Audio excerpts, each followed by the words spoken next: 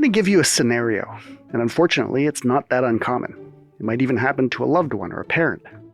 They're minding their own business, browsing on their computer, say looking up the right mix of oil and gas to use in their chainsaw, as one does. As one does, because it's a real-life example. I know someone that it's happened to, right? That's our guest today, cybersecurity expert Louise Dandonneau. So, off happily browsing, and boom, here comes that big splash on the computer. You've been infected.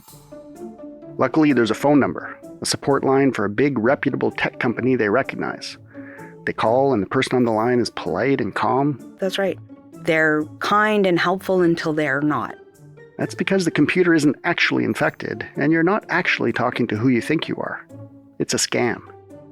Soon, the so-called tech support expert says they can fix the computer remotely, for a price. Yeah, and they're going to ask you to go purchase gift cards and read the number. The fraudster might even stay on the line while their victim goes to a local drugstore to buy the cards. Next thing you know, your parent or loved one might be out hundreds of dollars. And it's not their fault.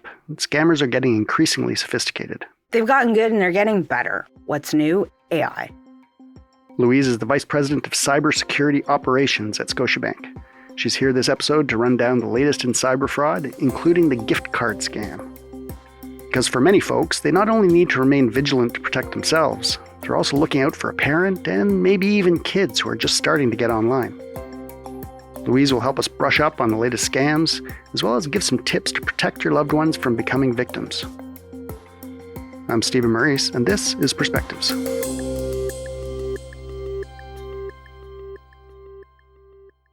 Louise, welcome to the show. Thanks for coming. Thank you for having me. So today we are going to talk about cyber scams and maybe some ways to avoid them.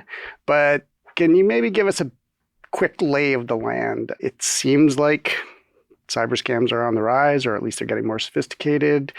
Can you give us a quick snapshot of what the landscape looks like? Yeah, anything that you can do with a computer is basically what falls under the whole mandate or mantra of cybercrime. So that's really today's topic about how we can defend or how people can spot and defend against those kinds of things. So phishing, it's a big one. It's the one that comes through email. Right. It's the one that the famous coffee chains send you free gift cards or free money. Trying to get you to click on a link. Absolutely. Right. Absolutely. It's all of those things. Like click on a link and then send you to a site that looks really, really, really legitimate. Mm-hmm. And so that's the big one. I think IBM had some statistics that said something in the neighborhood of like 40% of all cyber crimes right now, at least up until 2024, fit into that category.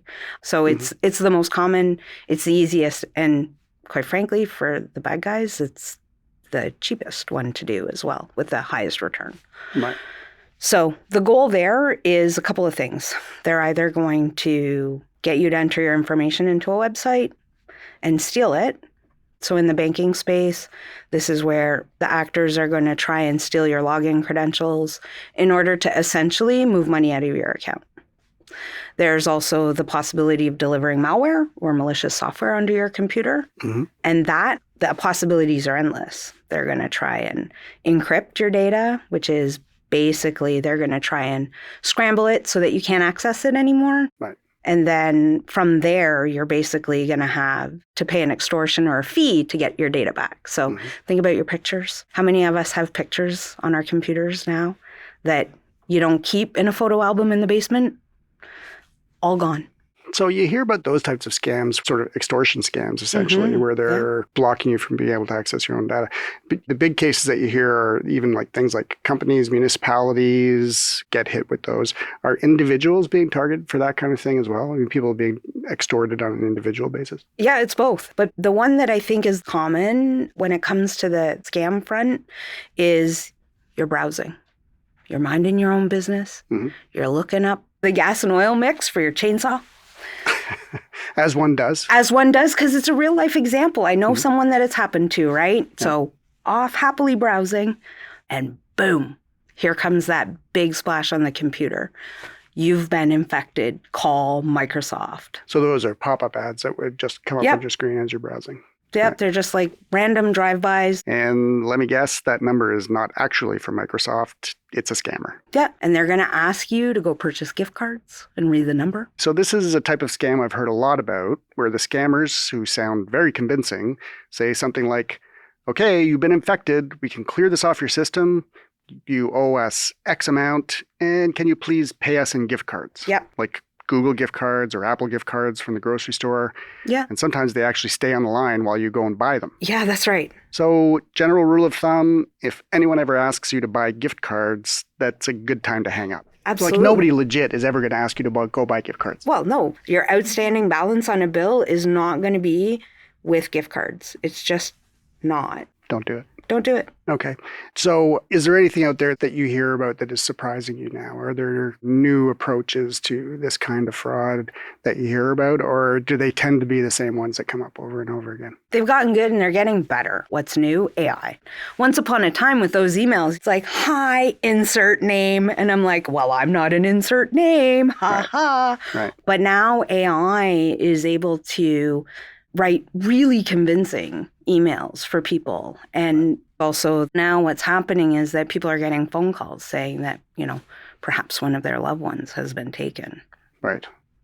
Pay us money. Right. And increasingly they use AI or machine-generated voices to duplicate the voice of a grandchild or have a picture or whatever, using available, again, stuff that people have put online. Yeah. Yeah, you talked about sort of the phishing scams and the online scams, but the phone scams are pretty prevalent as well. Yeah, and they're still huge. Yeah. In the categories, right, phishing, email, smishing, SMS or text messaging, Mm-hmm. the phone companies or the phones are doing a good job at detecting incoming spam and sending it to an area that you don't see, which is really great. Mm-hmm. But you're still getting those phone calls and not all of them say spam. So we say, oh, don't forget, like if you get a call from your bank, don't forget to hang up and call them back at the number that's on the back of the card. Right. And there's another type of scam that I've heard about that's called spear phishing. What's that? Ooh, spear phishing is direct. So spear phishing is someone who's going to look at your Facebook, your LinkedIn, look at all of the data that you've put on there. Like, so say I go on vacation and I've posted all over Facebook where I've been, where I'm at, what's going on. Right. Next thing you know, I'm starting to get these emails. Hi, Louise. It was so nice to see you at blank resort that you were just at. Right. Remember me? We met in the coffee line at X resort and this and that. And that's all based on data that I've put out there on my own. Right. And so they become really, really, really specific with the data because they've just used the information that's on Instagram and Facebook. Right. So instead of casting a super wide net like the phishing people would, they're looking for people that they can target individually. Yeah, that's right. Okay, I think probably a lot of people listening to us today, maybe they have older parents who they're worried about, in terms of what they're doing online and potential victims of scams, but also kids who are always online themselves and can be targeted for a variety of reasons. Let's look at both of those separately. In what ways are older people specifically targeted for cyber fraud? And then after that, we can talk about how do you help them avoid it? What should you be telling your older parents? Yeah, I'd say three main ways from an older population point of view that's happening. So specific traditional fish, they're getting an email. The thing with that email is that there's like an immediate sense of urgency. There's like danger that's associated to it. Do this or else. Mm-hmm. There's the phone calls. They're getting a lot of phone calls. It's happening at time when they're perhaps alone. And they're very, very convincing. Like they're kind and helpful until they're not. And then they start to apply pressure and start to really lean into that level of urgency and pushiness. And then the third one really is like they're being extorted through either phone or email to say that one of their loved ones is in danger and has been taken and that they need to do something immediately. Right. If you've got 80-year-old mother who's a widow and she's at home, would seem to be a prime target for this type of thing, what do you tell her or how do you help her avoid these kind of scams? I think the biggest piece of advice is that there's no shame. There's no shame in asking a question. I think a lot of people that fall victim to these types of circumstances are afraid to ask for help or afraid to second guess. Right. They doubt their ability with the technology.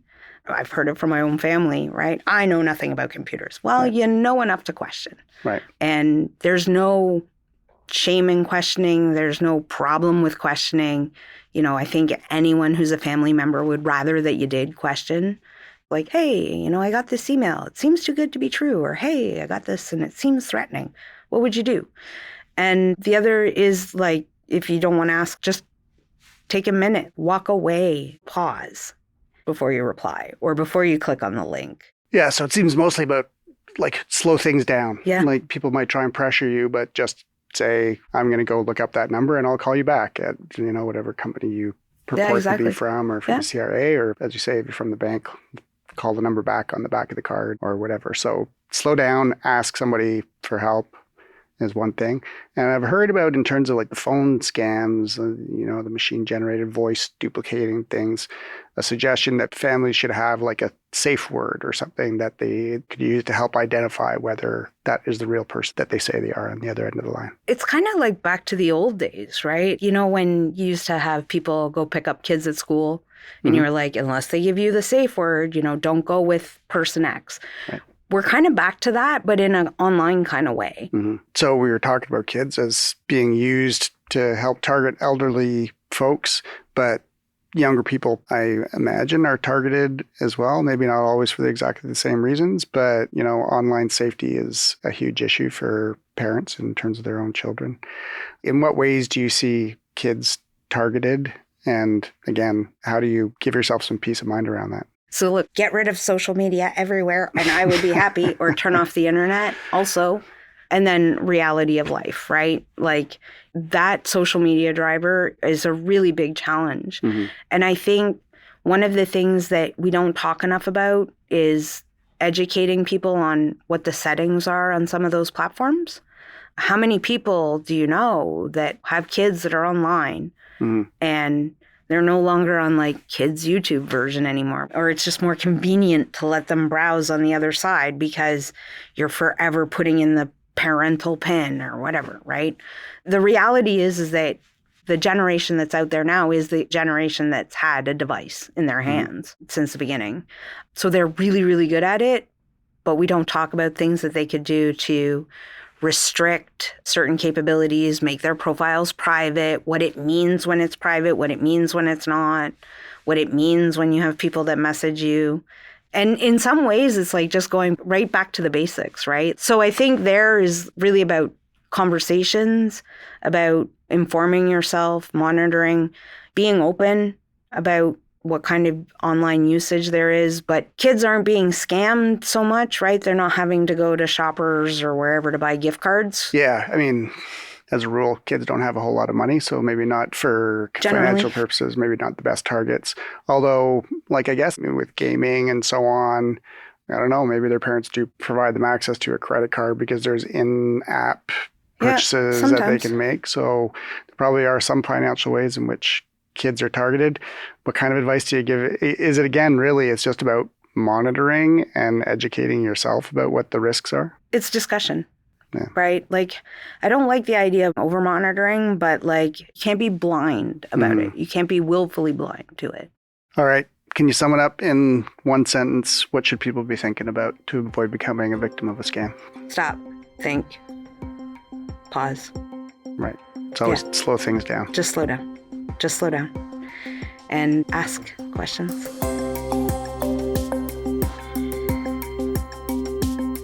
We'll leave it there. Louise, thank you so much for coming on the show. Really appreciate it. It was my pleasure. Thank you for having me.